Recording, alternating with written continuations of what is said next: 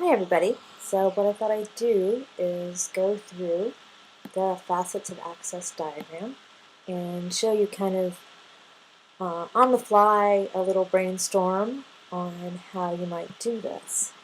So I made this little diagram and I want you at the top to just briefly restate your project. Your statement might have slightly changed since you originally did it. I just want a reminder and also for you to restate it. So I'm going to make up a possible project. So my project's going to be improve access to social media for people with social anxiety disorder.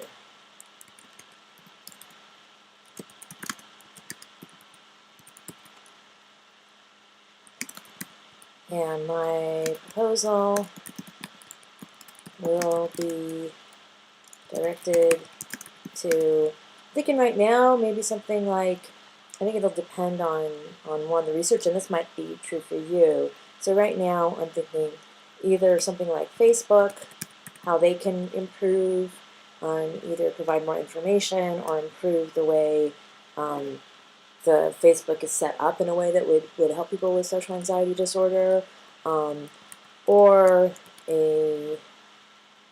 another institution, maybe university, with a psychology program, which could create some kind of online resources for people with social anxiety disorder. All right, and the idea, my thought there would be, it would be something like they could create web pages that have information about how people with social anxiety disorder can better use social media to connect with people and maybe as a way to help learn how to deal with their social anxiety disorder or connect up with other people who have the same disorder, and they can talk with and maybe get support. So that's kind of my idea. Alright, so let's go down to the facets of access diagram. So what I'd like you to do when you're looking at these is think both in terms of the weaknesses and the strengths of the system or the user in regard to each facet. So if you think it's a strength, then use a plus right in front of what you state. And if you think it's a weakness or a deficiency, there's not enough access in some way, then use a minus to indicate that. Now when you're doing this, you might notice that some of the boxes don't really apply to your case. And if so, just leave them blank. That's completely fine. Just ask yourself the question for each box, is there something that I could put in this box? And if not, that's fine.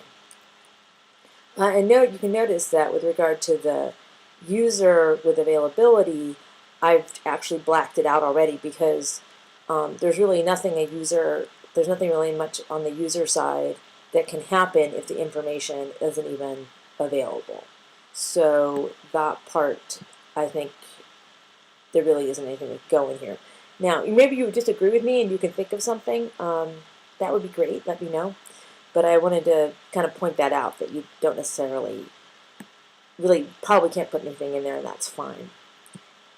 One thing I want you to do, probably before you do this, is go back and remind yourself what each of these terms mean, because I'm using them in a very specific way. I mean, I will talk about that as I go through, but you can't just sort of use your intuitive idea about what available is, because I'm using it, or what usable is, for instance, because I'm using them in a very specific way to mean a particular kind of facet of access, or a particular aspect of access. And so for each one, remember that I combined my facet analysis with this FIS analysis. We're going to look at, okay, is it physically available? Is it intellectually available? Is it socioculturally available? We're going to do that for each one of the facets. All right, so starting at the beginning, at the top, some of these might be that you'll kind of, as you go through, you'll come down to usability, and then you'll be, oh, I know there's this other kind of information that hasn't been made available. I know what I can fill in now. So these things, it looks really linear right here, like first you talk about availability and then findability and then reachability, but they tend to actually interact with each other and have complex relationships with each other. So it wouldn't actually be the case that you could always just go through one after the other and fill each in completely. So you might want to go through and then think about it some more, and then maybe you'll see where other parts you can fill in some more, given what you've thought about for these other aspects. Now, in order to do this, you're going to have done some research first about your users, both and the information services available. So I did a little bit of research in terms of what is out there right now for people about social media and social anxiety disorder, and there's very little. I found one article online, and it had some references, but none of those references directly dealt with social anxiety disorder and social media. And I did a Google search in Google Scholar and on social anxiety disorder and social media, and I did not find anything.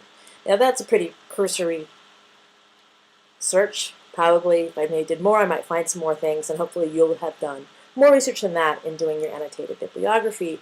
But at this point, hopefully, in doing the annotated bibliography, you've gotten some more knowledge and some more background information, so you can do this facets analysis. You might have to do a little more reading to be able to fill all this stuff in, so just kind of be aware of that. Okay, so with availability, I realize there's sort of two things I want to talk about in my made-up project.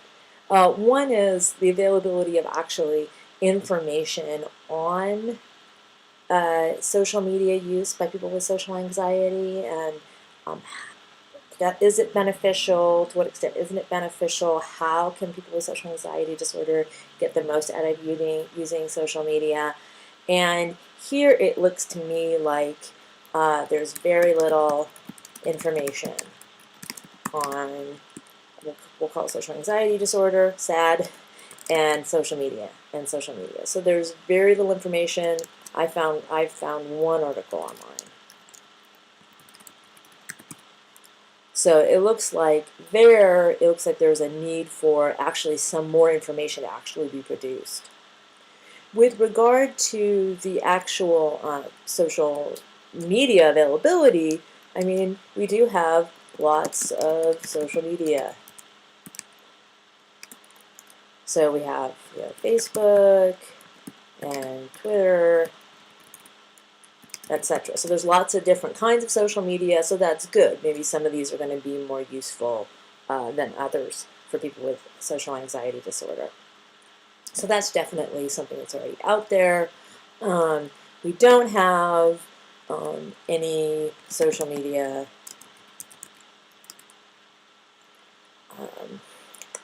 particularly designed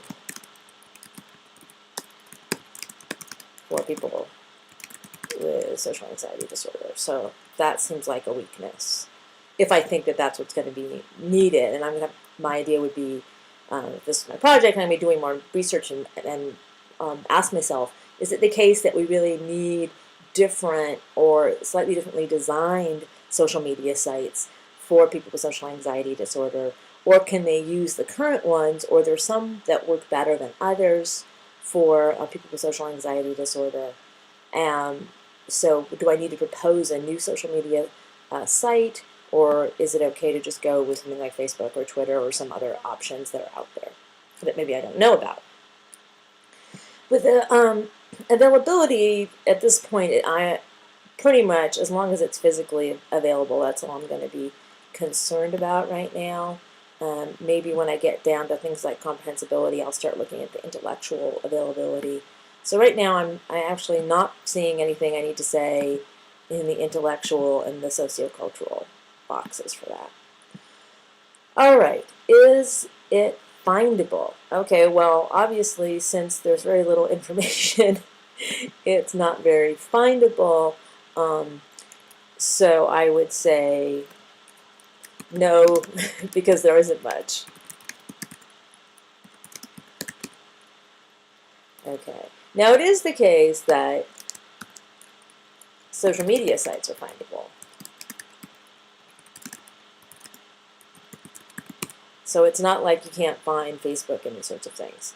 Now, it's going to depend, of course, on whether someone has the computer resources to get to it. I'm going to assume that people with social anxiety disorder don't have a particular problem getting access to the physical things, the computer, the cell phone, whatever. I'm going to assume that there isn't a particular issue there. I know with a lot of your projects, the physical aspect is going to be really important because you're going to talk about people who have particular reasons why they don't have access to the actual physical thing. So is the information out there, is it intellectually findable? Do people with social anxiety disorder have the capacity to find it? Oh, and actually I realized just now, back over to looking at the user, is there any issues with people with social anxiety disorder physically finding the information? Now there might be some, like on the one hand there's not a physical problem because I'm assuming that these people with social anxiety disorder don't have any particular physical disabilities, but that makes me think, oh, okay, I'm actually going to bop down here now because it may be that shyness keeps them from asking for help finding information. So that's going to be a sociocultural problem in terms of their ability. And we can kind of think of socioculture really broadly and include kind of emotional aspects, but clearly social anxiety disorder is a problem relating socially, so that seems to go there.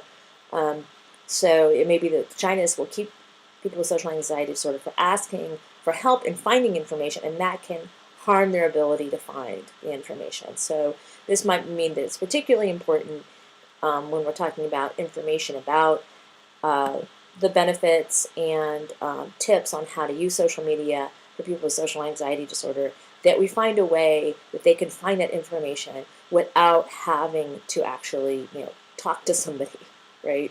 That's going to be important if that's one of the things that's difficult for them.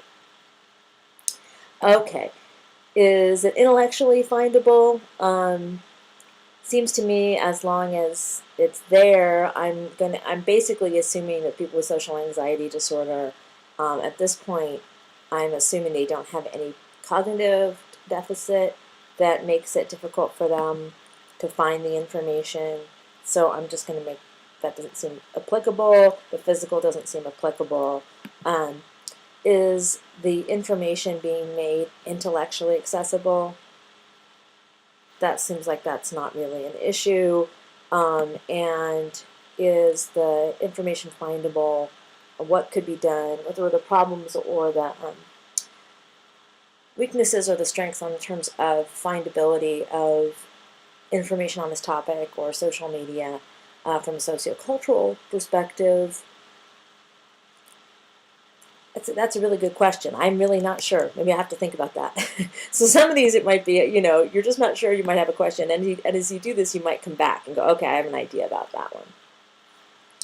All right, is it reachable? So remember, findable is just, can I figure out where this information is? Can I know that it exists, and can I know where it is? Reachable is that, can I actually get access to it?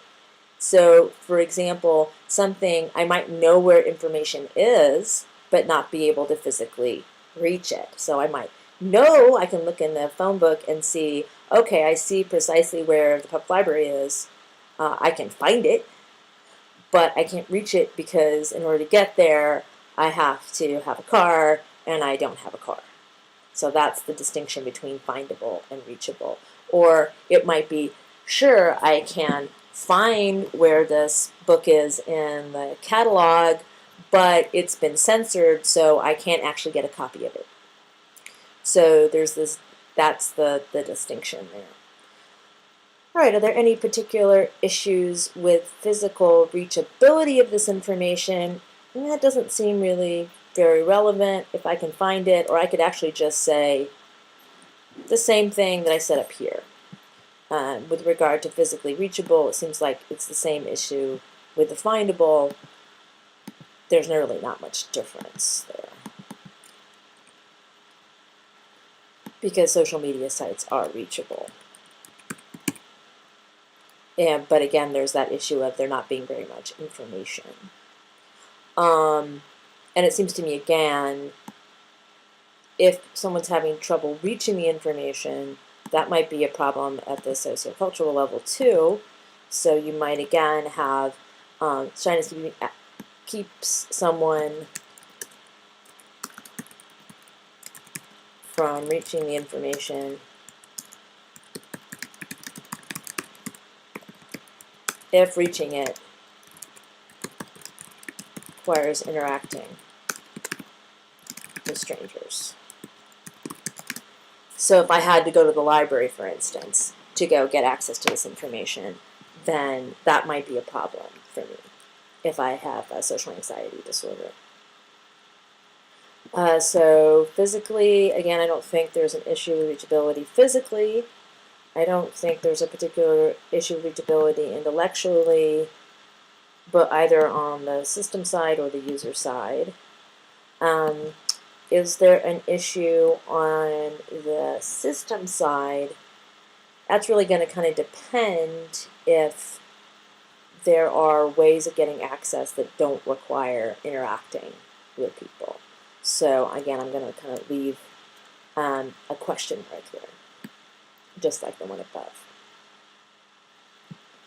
Okay, what about comprehensible? So comprehensible means, is the person capable of understanding the information or using the information service in the current state it's in? And I'm going to assume that that's not really going to be a problem with regard to people with social anxiety disorder being able to physically understand the material. They don't have a physical disability that makes them not able to understand it, and I'm assuming that the material is presented in a way that's actually, legible. It's physically written in a way that people can actually access it. Okay, what about intellectually? That's a good question. So I might have a question here I need to ask myself. Is the information on social anxiety and social media use written at a level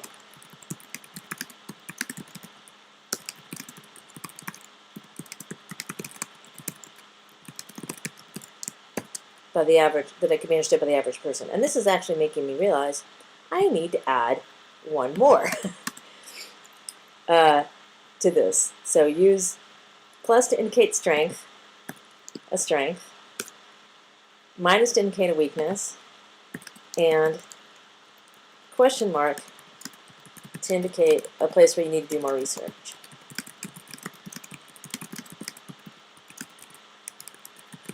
But of course I don't want all the boxes to be full of question marks. And if you put a question, you have to have what is the exact question that you have. So here, my thought is it may be that there's information available.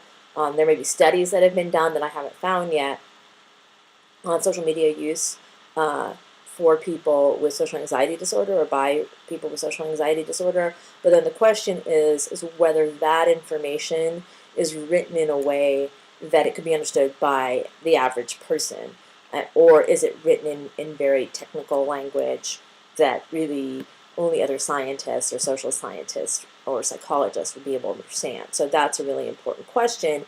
Is whatever research is out there written at the intellectual level that the average person could comprehend it?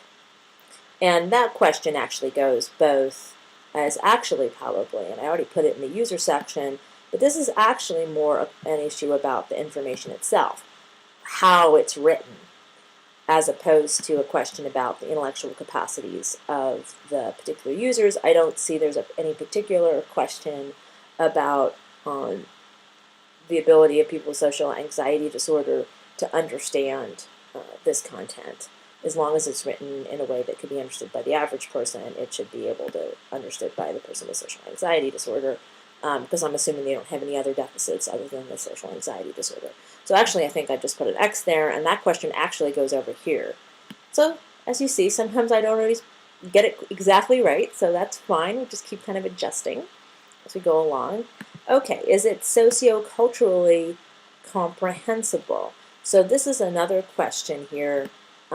It may be that the way you need to present the information to someone with social anxiety disorder might be different than how you present information to somebody without it. And so I'm actually going to ask this question again, and this is something I'm going to need to do a little more research on. So is the information written in a way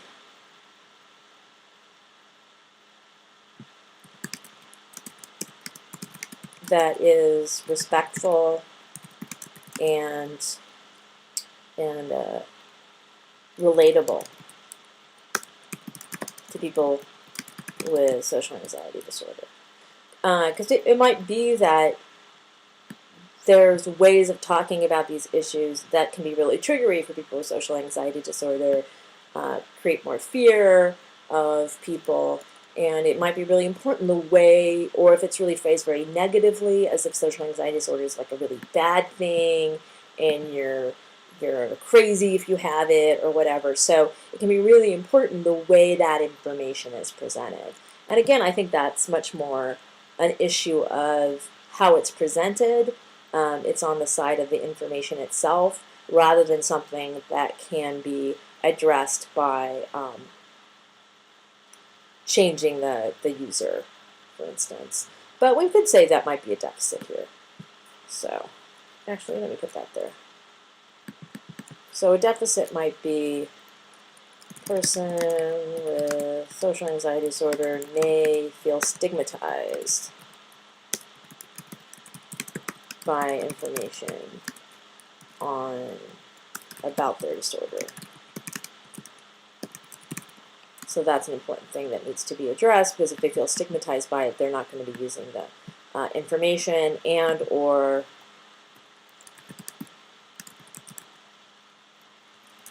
by the information about their disorder, or by the social media site itself.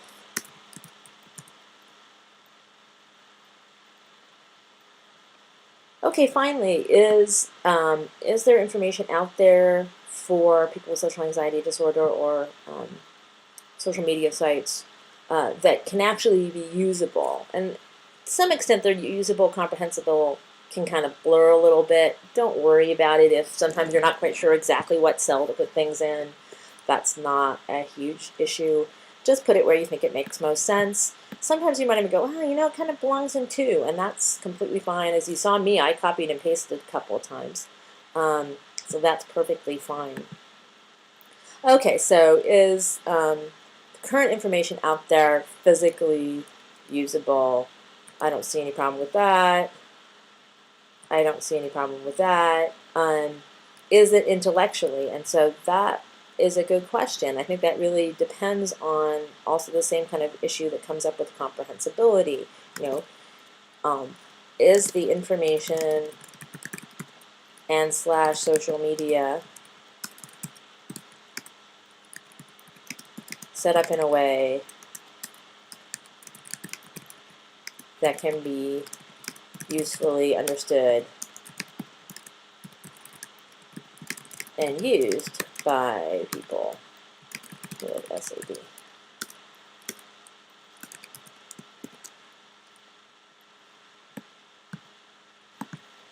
I'm just going to say I don't have anything for that.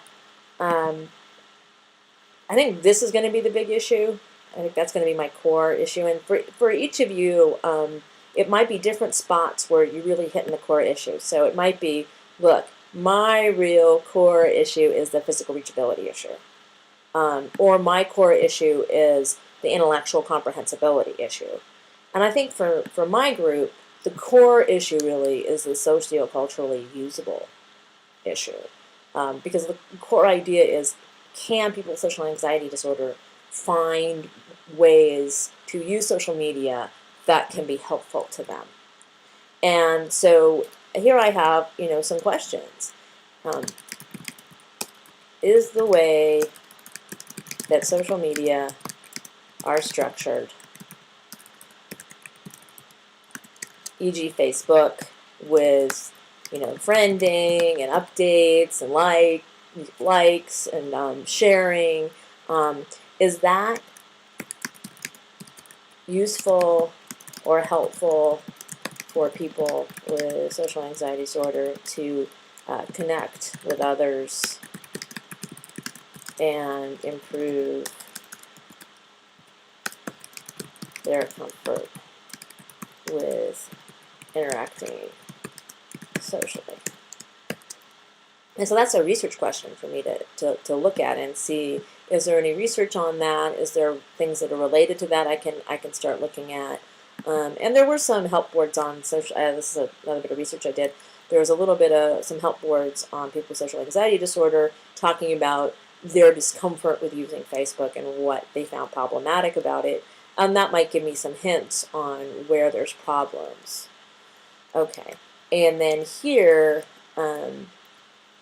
again, the sort of question is, are there deficits of people with social anxiety disorder which make it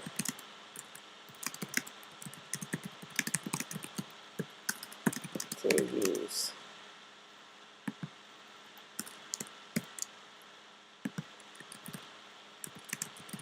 social media?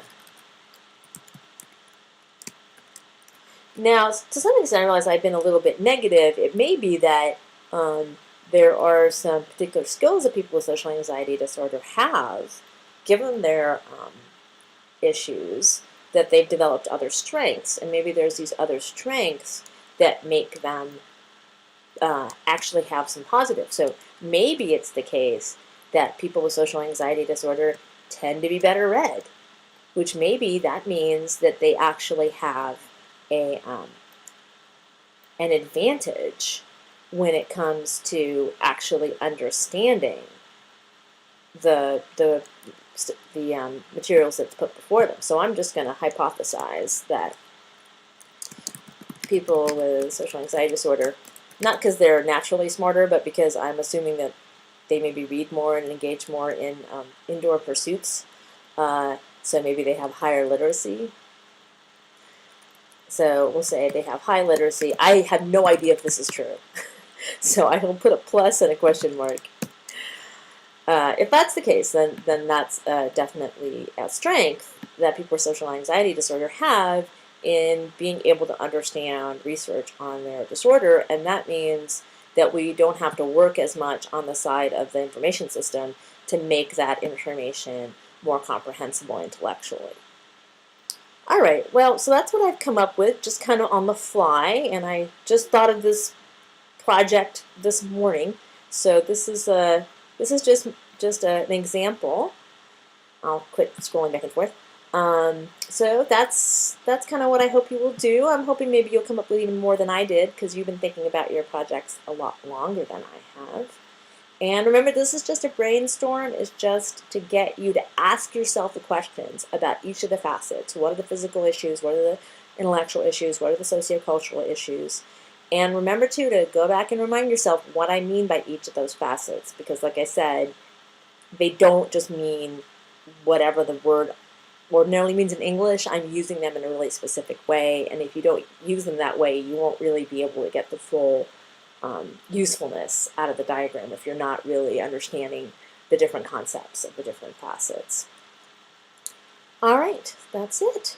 If you have any questions about it, please feel free to post them on the questions areas for the projects. And I'll look forward to seeing what you all come up with.